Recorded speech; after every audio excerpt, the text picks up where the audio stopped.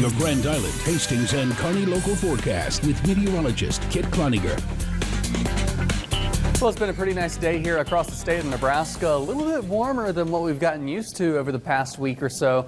But really the warmest places are out towards our west. We're looking at some of our sky cams around the Tri-Cities, and then here in North Platte we see a few puffy clouds out there. But 87 degrees, a little bit warmer off towards the west. Like I said, we're in the low 80s here for the Tri-Cities. Sitting at 83 in Grand Island, looking towards the west from Platte River Radio. We see a few clouds there in Kearney at 81 degrees. And here at the Local 4 studios, 81 degrees as well. Looking through the evening, we'll get to Dorian in just a moment, but through this evening here for the Tri-Cities area, we're looking at the winds remaining mostly out of the south. It's not going to be all that breezy of an evening.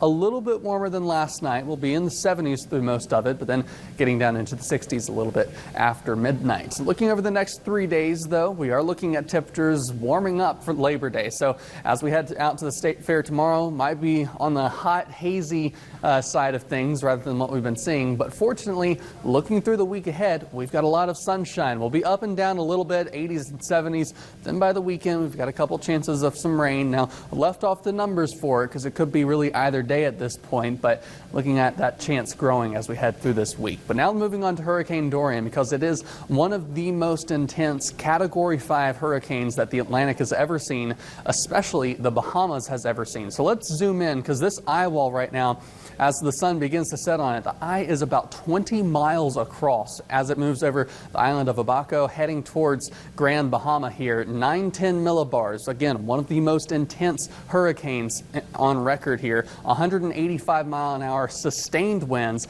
gusting there up to 225 miles per hour. So an incredibly intense storm. We've been tracking it all week, and it's been looking like it made a beeline for Florida. So if you have friends or family who live out here, this is for them. Fortunately, it's going to turn towards the north. It remains a Category 5 for the next day. So 24 hours, a Category 5 hurricane moving across Grand Bahama before it starts to shift north. We might be seeing some impacts on the Florida coast, but as we head into Wednesday, this is Wednesday, still 4 days out, it'll still be a Category 3 moving right up the coast, and it might have impacts across the Carolinas and Georgia as well before it moves out to sea, still as a Category 1 hurricane. So definitely an intense storm. It's something that's caught a lot of our attention, but fortunately, we are not going to be seeing any effects from it. Right now, some 90s off towards the west here in the Tri-Cities area and east. We're in the low 80s. We've got winds out of the southeast, which has been bringing some of that nice warm air. We'll continue to see that tomorrow, but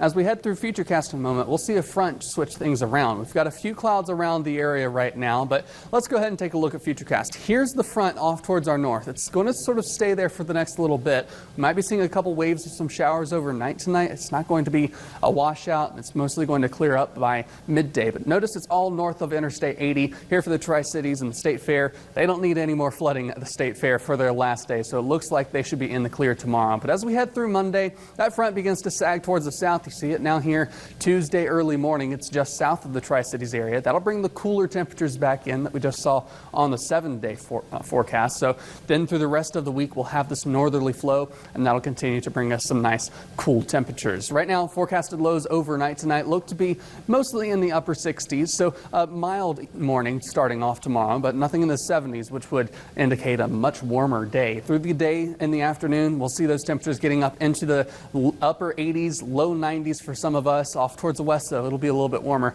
Might still see a stray shower right around 7 a.m. Forecasted highs later on tomorrow afternoon. Like I said, a lot warmer off towards the west. Could be pushing near 100 degrees for Scotts Bluff, but fortunately here for us, we'll only be right around 90. Stick around for sports. Zach Williamson is in next.